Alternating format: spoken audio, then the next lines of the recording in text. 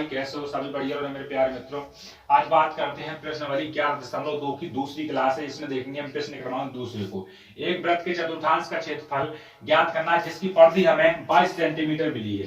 तो परिधि वाली क्लास पहली में है, जिसमें हमने सब कुछ बताया, त्रिज्या, व्यास, जीवा, लघु त्रिज्या खंड, दीर्घ त्रिज्या खंड, लघु वृत्तखंड, दीर्घ वृत्तखंड, संगत असंगत सभी को बताई है। सो परिधि जो होती है, ऊपर वाली पट्टी होती है ना, घेरा वाली, वो ही हमारी परिधि कहलाती है। सवाल को सॉल्व करेंगे।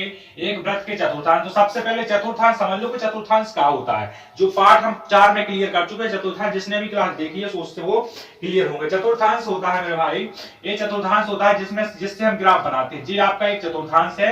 ये कहलाती है मेरे भाई एक्स वाली रेखा, और ये कहलाती है वाई वाली। ठीक है, एक्स वाई। अगर दिशाओं से देखा जाए तो ये कहलाता है पूर्व, और ये कहलाता है पश्चिम, ये कहलाता है पश्चिम, और ये कहलाता है उत्तर, और ये कहलाता है दक्षिण। ठीक है, ये अपनी ईस्ट वेस्ट, ईस्ट वेस्ट सब हो गई। ठीक है ना। यहाँ होता है 0 0, जो मूल बिंदु होते हैं 0 0। अगर आपको समझा दिया जाए तो यहाँ 4 पार्ट की बेसिक चीज बताया है। ठीक है ना। यहाँ से देखो आपको सिर्फ यहाँ चतुर्थांश को समझना है। चतुर्थांश में आप देखते हो, गिनती जब भी लिखते हो तो 1 से शुरू होती है, इस साइड प्लस की और इस साइड भी प्लस की, इस साइड माइनस की शुरू होती है, और नीचे को भी आपकी बार हमेशा माइनस की गिनती शुरू होती है माइनस की। जैसे माइनस का 1, माइनस का 2, माइनस का 3, यहाँ से 1 2 3 4, यहाँ भी 1 2 3 4, माइनस का 1, माइनस का 2, माइनस का 3, ऐसे गिनती चलती है। मतलब x जो होता है वो मूल बिंदु होता है, y होती है कोटि। तो यहाँ x का मान प्लस का है और y का मान भी प्लस का है, यानी प्लस प्लस। पहला चतुर्थांश, दूसरा चतुर्थांश, तीसरा चतुर्थांश, और ये चौथा चतुर्थांश। ठीक है। यहाँ देखो x का मान आपका काय का दिया है, माइनस का, और y का मान प्लस का, तो माइनस प्लस। यहाँ पर देखिएगा माइनस माइनस दोनों है, तो माइनस माइनस, यहाँ पर क्या होगा, प्लस और माइनस। ये आपका चतुर्थांश बन गया। इन चारों चतुर्थांश का जो मान होता है, ये होता है 360 डिग्री का। कोण बन रहा है 360 डिग्री, क्योंकि यहाँ एक समकोण बन रहा है, यहाँ एक समकोण बन रहा है, यहाँ एक समकोण, और एक यहाँ समकोण। तो समकोण का मान होता है 90 डिग्री, और 90 चौका होता है 360। समझ गए? ये हमें चतुर्थांश समझ में आ चुका है। एक चतुर्थांश में 4 कोण बनते हैं, वो चारों समकोण बनते हैं। सबसे खास बात ये होती है कि चारों समकोण बनते हैं, तो हमें वृत्त बनाना है।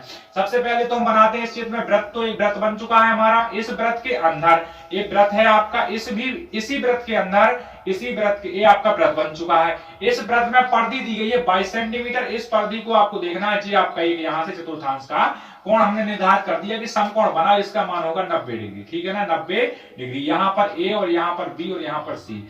यहाँ से यहाँ तक की दूरी आपको मिल गई है 22 सेंटीमीटर। 22 सेंटीमीटर परिधि कहलाती है, जितना एरिया घेरा हुआ है कोण में, तो ये परिधि कहलाती है। मेरे भाई परिधि होती है सबकी। ठीक है ना, ये परिधि है। यहाँ से देखो आप हल करते हैं सवाल को हल करेंगे मेरे भाई। वृत्त का केंद्र है, वृत्त का केंद्र।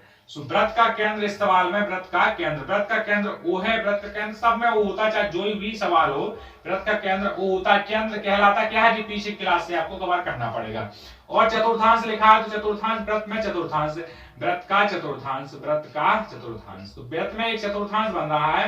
चतुर्थांश का मतलब होता है 4 स्थान होते हैं, जिसके उसी को चतुर्थांश कहते हैं। चतुर्थांश बन रहा है, चतुर्थांश के चारों कोणों का मान होता है 360 डिग्री, बटे में 4 बनते हैं, तो यानी इसमें यहाँ से 90 डिग्री का कोण, 90 डिग्री का कोण क्लियर होता है। ठीक है ना। वृत्त की परिधि दी गई है, तो वृत्त की परिधि, तो वृत्त की परिधि इस सवाल में भाई, वृत्त की परिधि दी गई है इस सवाल में 22 सेंटीमीटर। 22 सेंटीमीटर वृत्त की परिधि है। अपन को सिर्फ यहाँ चतुर्थांश का क्षेत्रफल ज्ञात करना है। तो जब तक त्रिज्या नहीं मिलेगी तब तक सवाल सॉल्व नहीं होगा। तो वृत्त की परिधि का फॉर्मूला क्या होता है, वृत्त की परिधि होती है 2 पाई r। वृत्त की परिधि होती है 2 पाई r।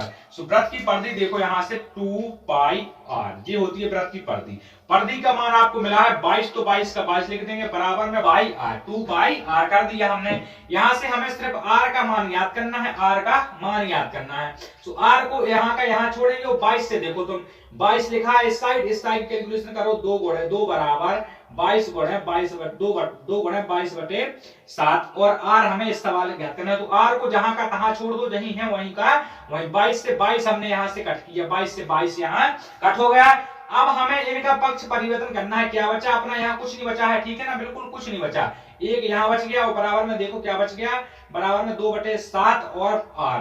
जब यहां से कोई भी संख्या गुणा से भाग में जाती है तो क्या होती है, जब इस पर दाएं वाले पक्ष से बाएं वाले पक्ष में जाएगी कोई भी चीज, तो जो गुणा की है वो भाग की, और जो भाग की है वो गुणा की। तो 7/2 हमारा यहाँ से पाई का मान क्लियर होता है जी। आपको समझ में आ गया कैसे आया है। और हमने इस सवालों को देखा है कि हमें एक वृत्त का चतुर्थांश ज्ञात करना है। एक वृत्त का चतुर्थांश का क्षेत्रफल, चतुर्थांश का क्षेत्रफल, तो चतुर्थांश का क्षेत्रफल ज्ञात करेंगे। होता तो त्रिज्या खंड ही, तो मतलब θ/360 और पाई r² हो चुका है। इतना समझ में आ गया आपको, इतना आपको समझ में आ चुका होगा। तो यहां से देखो थीटा का मान आपको 90 डिग्री दिया गया है, तो 90 का 90 लिख दो, 90 डिग्री। और मेरे भाई यहां से 360 का 360 डिग्री गुणा में 22 पाई का मतलब होता है 22/7, और आर का मतलब निकला 7/2, 7/2। सो देखो यहां से 9 चौका 36 होता है, 1/4 आ गया। और 22 यहां से देखो 7 से 7 कट चुका है, और 2 से कट गया जी, तो 11 बच गया। मतलब 11/1 गुणा में 1/1 और 7/2 आ चुका है। तो यहां से देखो और कट रहा है, नहीं कट रहा है ना, तो 11 7 77 होता है, बटे में 4 दूनी हुआ 8, 2 1 2 दूनी 4 एकम 4, 4 एकम 4, 4 दूनी 8। मतलब यहां से आंसर आ चुका हमारा सेंटीमीटर स्क्वायर। तो चतुर्थांश में जितने डिग्री का इसका क्षेत्रफल होगा 77/8। इसको अगर परिवर्तन करना है आपको दशमलव के रूप में, तो कितना होता है, 7 नाम 72 होता है। तो 7 नाम 72 हो चुका है, बचा आपका 5। यहाँ से अपना ये सवाल समाप्त है। भाई जिस सवाल को भी समझ में नहीं आया है तो वो प्यारा से एक बार कमेंट कर देगा, जिसको समझ में आया वो भी अपनी राय देगा मेरे प्यारे मित्र। इसके साथ करते हैं क्लास का अंत, और अगली क्लास में मिलते हैं जहाँ प्रश्न तीसरा और सभी पेपरों को हम सॉल्व कर रहे हैं बहुत ही बेसिक तरीके। तो पेपर देखना कोई भी ना भूलें, पेपरों को भाई मेरे बहुत अच्छे से देखें मेरे भाई। सभी को दिल से धन्यवाद। जय हिंद, जय भारत, वंदे।